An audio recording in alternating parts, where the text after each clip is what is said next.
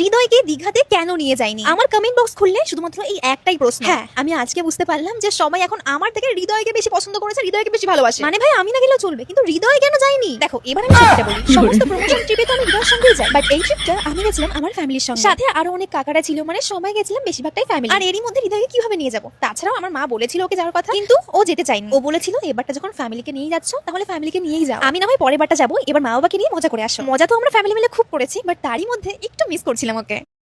আরে তোমরা বুঝতে পারছো না কেন? ফ্যামিলির সাথে গেলে চুলবুল হবে না তো?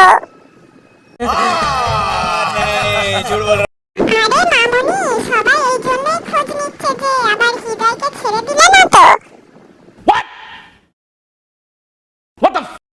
তাহলে পিন্টুকেই নিয়ে আসতে পারতে, বেচারার মনটা খারাপ হয়ে গেল তো। गजब बेइज्जती है। হৃদয় মনে হয় লোকের বাড়িতে রান্না করতে গিয়েছিল, তাই জন্য